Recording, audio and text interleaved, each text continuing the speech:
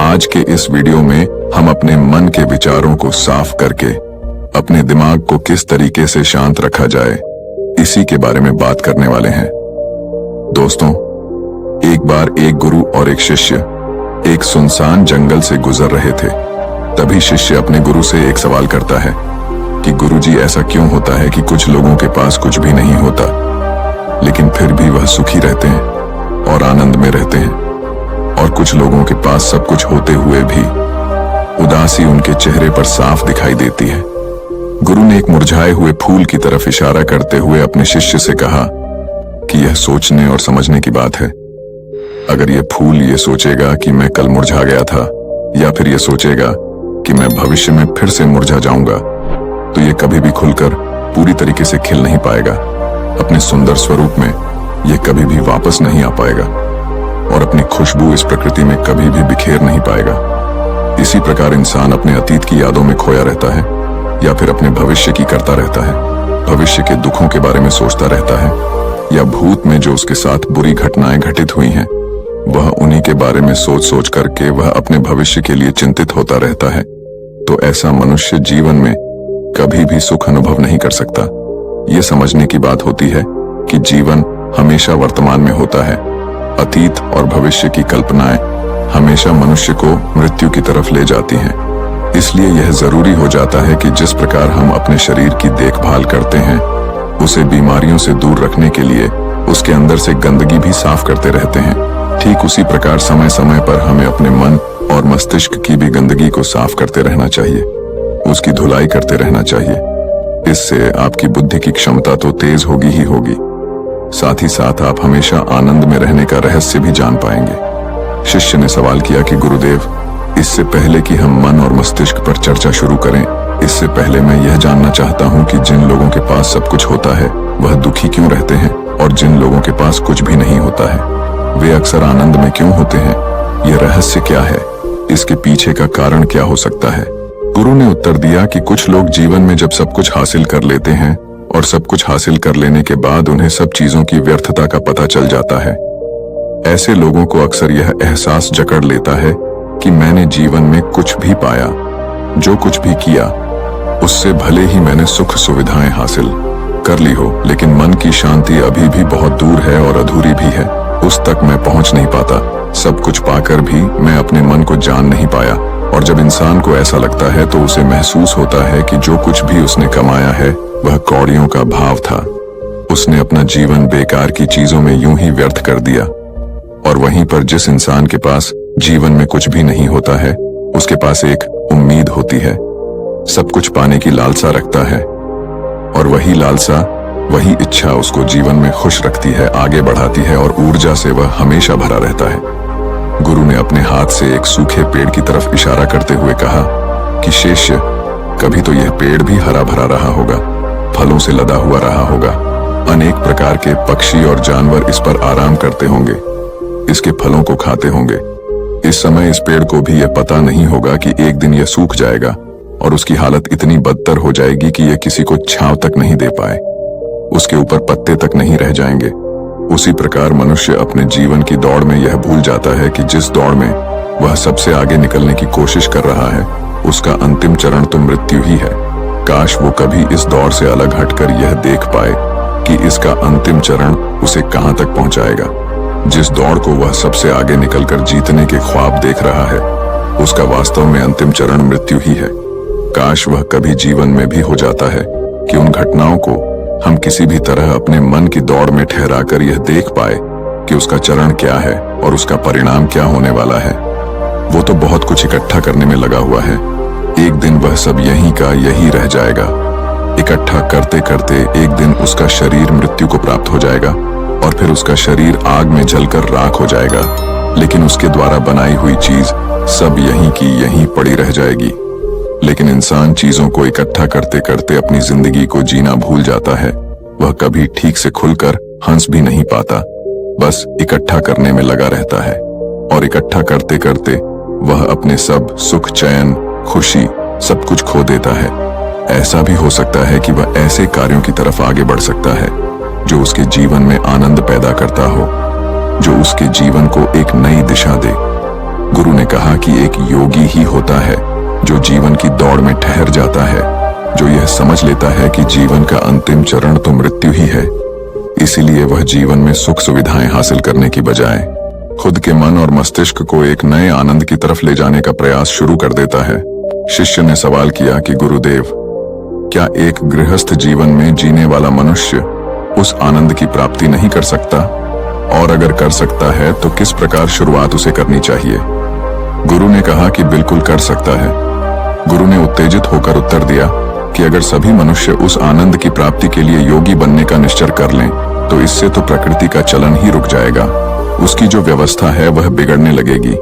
एक सच्चा योगी अपने जीवन में खोज करता है और खोज करने के बाद वह गृहस्थ जीवन में किस प्रकार आनंद को प्राप्त किया जा सकता है वह तरीके सभी को बताता है, ताकि मनुष्य अपने गृहस्थ जीवन का पालन करते हुए उस आनंद की प्राप्ति भी कर सके।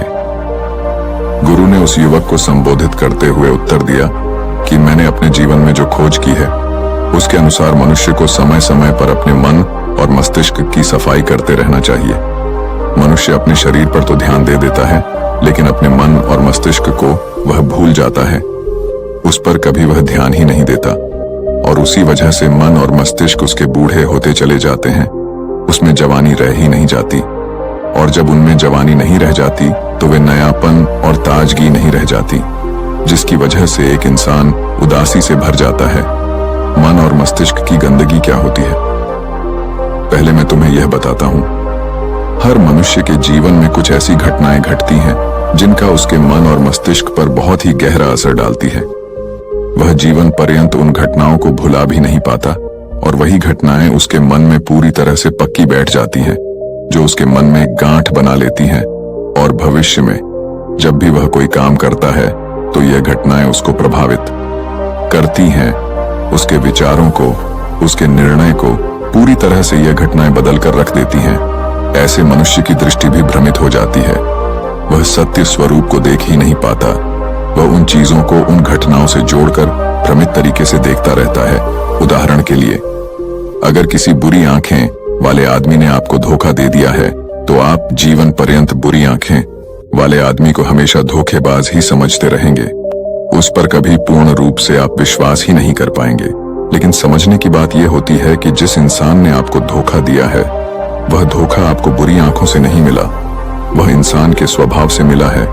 लेकिन उस इंसान के स्वभाव से हमारे दिमाग में उसका एक चित्र छप गया, उसकी एक छवि बन गई, और वह छवि दूसरे आदमी से जब हम संपर्क करते हैं तो बीच में एक दीवार की तरह खड़ी हो जाती है, और इसी वजह से दो लोगों के बीच गहरे संबंध स्थापित नहीं हो पाते। तो मनुष्य के लिए सबसे जरूरी यही होता है कि वह अपने आप को अतीत की घटनाओं से मुक्त रखे। उन घटनाओं से प्रभावित होकर वह दिमाग में किसी तरह की छवि न बनाए। कुछ लोग इस बात पर यह सवाल खड़ा कर सकते हैं कि फिर जीवन के अनुभव किस काम में आएंगे, लेकिन समझने की बात तो यह होती है कि हम जीवन के अनुभवों को भी भ्रमित तरीके से जान लेते हैं, सही तरीके से उनसे सीख ही नहीं पाते। शिष्य अपने गुरु की बातों में इतना खो गया कि उसे चलते चलते जंगल के रास्ते में पड़े हुए कांटे दिखाई नहीं दिए, और अचानक उसके पैर में कांटा चुभ गया। गुरु ने उसका कांटा बाहर निकालते हुए उससे पूछा, ये कांटा तुम्हारे पैर में क्यों लगा? इसके पीछे तुम किसे जिम्मेवार मानते हो? गुरु ने कहा कि तुम मुझे भी जिम्मेवार मान सकते हो, क्योंकि मैं तुम्हें ये बातें सुना रहा था। या तुम खुद को भी जिम्मेदार मान सकते हो कि तुम मेरी बातों में इतना खो गए कि तुम्हारा रास्ते पर से ध्यान ही नहीं रहा। या तुम इन पेड़ों को भी जिम्मेवार मान सकते हो जिन्होंने यह कांटे इस रास्ते पर बिछा दिए। तभी शिष्य ने उत्तर दिया कि गुरुदेव, इसमें मैं खुद को ही जिम्मेदार मानता हूं, क्योंकि आप तो अपना काम कर रहे थे और इस पेड़ ने भी अपना काम किया, पर मैं अपना काम होशपूर्वक नहीं कर पाया। अगर मैं चलते समय ध्यान लगाए रहता, अगर मैं आपकी बातों में पूरी तरह से नहीं खो जाता, तो मुझे ये कांटा कभी नहीं लगता। इसमें पूरी तरह से ही मेरी गलती है। गुरु ने शाबाशी से अपने शिष्य की पीठ को थपथपाया और आगे कहा कि जो घटनाएं हमारे मन को प्रभावित करती हैं, जरूर उसे बाहर निकाल दें। और उसके लिए सबसे सरल तरीका है कि अपनी भावनाओं को व्यक्त करना सीखो। उसे अपने दिल में, अपने मस्तिष्क में बैठाकर मत रखो। जब तुम किसी दूसरे मनुष्य के सामने अपनी भावनाओं को व्यक्त कर देते हो तो तुम्हारे मन का बोझ हल्का हो जाता है। कुछ लोगों का स्वभाव ऐसा होता है कि वह अपने मन की बात किसी को नहीं बताते। ऐसे लोग अक्सर अंदर ही अंदर दुखी होते रहते हैं, लेकिन वह अपने मन की बात किसी दूसरे आदमी को कभी नहीं बताते। उसके कुछ उल्टे ऐसे लोग भी होते हैं जो अपने मन में किसी भी बात को रख नहीं पाते। उनके साथ कुछ भी अच्छा या बुरा होता है, वह अपने मन की बात, अपने भावनाओं की बात दूसरों के सामने व्यक्त कर देते हैं। और तुमने खुद महसूस किया होगा कि जो लोग अपने मन की भावनाओं को व्यक्त कर देते हैं वह जीवन में ज्यादा आनंदित रहते हैं। कभी भी प्राकृतिक रूप से आए हुए भावनाओं को नहीं रोकना चाहिए। यह हमें किसी भी भावना को दबाना नहीं चाहिए। अगर हम किसी भी भावना को रोकने की कोशिश करते हैं तो वे हमें अंदर ही अंदर खाने लग जाती हैं। गुरु ने आगे कहा कि शिष्य, अगर तुम्हारा मन किसी बुरी घटना पर रोने को हो रहा है तो चीख चीख कर रो लो, अपने आप को रोको मत। उस भावना को पूरी तरह से बाहर आने दो। अगर किसी दूसरी घटना पर तुम्हारा मन खुश होने का, आनंदित होने का हो रहा है तो पूरी तरह से नाचो, गाओ, जिससे कि तुम उस भावना को बाहर निकाल सको। और जब वे भावनाएं अपनी पूरी गति के साथ बाहर आ जाती हैं तो तुम्हारा मन उन घटनाओं को पीछे छोड़ देता है, अर्थात तुम्हारा मन धीरे धीरे हल्का होने लगता है। गुरु ने शिष्य को समझाते हुए बताया कि जिस प्रकार तेज रफ्तार से चलता हुआ पानी अपने वेग से आने वाली सभी बाधाओं को तोड़ देता है, और अगर हम अपनी भावनाओं को बहने दिए तो वह उन सभी बाधाओं को तोड़ देगा, और उस बात को तोड़ने के बाद उसका कचरा उसके मन से निकल जाएगा और उसका दूषित मन भी साफ हो जाएगा, उसके अंदर की गंदगी भी दूर हो जाएगी। अक्सर मनुष्य अपने मन में किसी घटना को दबाकर इसलिए रखता है कि वह सोचता है कि अगर सामने वाले को इस घटना के बारे में पता चल जाएगा तो वह क्या सोचेगा। इसी विचार से वह अंदर ही अंदर खुद दुखी होता रहता है और अपनी भावनाओं को दबाता रहता है, लेकिन सामने वाले को वह कुछ भी नहीं बताता। लेकिन अगर वह हिम्मत करके शुरुआत कर सकता है, अपने अंदर की बात अपने किसी करीबी मित्र को बता दे, तो उसका पूरा जीवन परिवर्तित हो सकता है, उसका जीवन सुखमय बन सकता है। एक बार अगर उसके दिमाग में यह आदत बन गई तो जीवन भर अपनी भावनाओं को दूसरों के सामने व्यक्त करने से कभी नहीं हिचकिचाएगा। हम अपने जीवन में इस आदत को 21 दिनों में पैदा कर सकते हैं। 21 दिनों तक अगर सही तरीके से हम अभ्यास करें तो हमारा दिमाग पूरी तरह से भावनाओं से मुक्त हो सकता है। यह 21 दिनों का अभ्यास इस प्रकार है। 21 दिनों तक सबसे पहली बात जो आपको याद रखनी है कि अपने मन में किसी भी बात को दबाकर नहीं रखना है। अगर हम किसी मनुष्य के बारे में अच्छा सोचते हैं तो हम उसे करें, अगर बुरा भी सोचते हैं तो भी उसे व्यक्त करें। परिणाम भूल जाएं कि परिणाम क्या होंगे, सिर्फ अपने दिमाग की धुलाई करने पर विश्वास रखें। इससे आपके दिमाग में एक अद्भुत साहस पैदा होगा। गुरु ने आगे कहा कि शिष्य, जब आप किसी मनुष्य के बारे में वह सब बता पाएंगे जो आप उसके बारे में सोचते हैं, तो आप खुद सोचिए कि आपका खुद के ऊपर कितना विश्वास बढ़ जाएगा। आपके मन के सारे दोष खत्म हो जाएंगे। हो सकता है कि इसमें आपको चुनौतियों का सामना करना पड़े, लेकिन जहां चुनौतियां नहीं होती हैं वहीं कुछ अभ्यास भी नहीं होता है। अभ्यास हमेशा चुनौतियों से भरा होना चाहिए। इससे आप सत्य वचन बोलने का अभ्यास भी कर पाएंगे। अक्सर हम दूसरों को प्रभावित करने के लिए वह सब बोलते रहते हैं जो उन्हें अच्छा लगता हो, लेकिन वह नहीं बोलते जो हम उनके बारे में सचमुच सोचते हैं। और यही हमारे सबसे बड़ी भूल हो जाती है, जिससे हमारा पूरा अस्तित्व झूठा बनकर रह जाता है। और अपनी भावनाओं को व्यक्त करते समय यह भी जरूर ध्यान रखें कि आपके अंदर जो भावनाएं उस इंसान के प्रति उठ रही हैं, उसके पीछे का मूलभूत कारण क्या है। उदाहरण के लिए, जब एक नौकर अपने मालिक के लिए कोई काम करता है और वह काम अच्छे से नहीं कर पाता है, तो मालिक उसे डांट फटकार देता है, जिससे उसके अंदर उसके प्रति क्रोध की भावनाएं उठने लगती हैं। लेकिन समझने की बात यह होती है कि मालिक तो आपको कहेगा ही, वह तो डांटेगा ही। अगर आप अच्छे से काम नहीं करेंगे, अगर आप काम अच्छे से कर रहे हैं और फिर भी आपका मालिक आपके साथ उचित व्यवहार नहीं कर रहा है, तो आप खुलकर अपने मालिक को अपनी भावनाएं व्यक्त कर सकते हैं, बिना यह सोचे कि इसका परिणाम क्या होगा। अगर आप इस भावना को उठाएंगे नहीं तो आप अपनी नजरों में खुद ही नीचे गिरने लग जाएंगे। आपका आत्मविश्वास बिल्कुल खत्म हो जाएगा। दूसरा अभ्यास जो तुम्हें 21 दिनों तक करना है वह यह है कि जो भी घटनाएं तुम्हारे साथ घटित होती हैं कम से कम आपके जीवन में एक ऐसा इंसान होना चाहिए जिसके सामने तुम अपने दिल की बात रख सकते हो, चाहे अच्छी बात हो चाहे बुरी बात हो। वह सब बातें तुम बिना कुछ सोचे विचारे, बिना कुछ डर से कि वो इंसान तुम्हारे बारे में क्या सोचेगा, तुम उस इंसान को अपनी सारी बातें बता सको और वह इंसान तुम्हारी सारी बातें सुनने के बाद तुम्हारे लिए कोई छवि पैदा ना करें।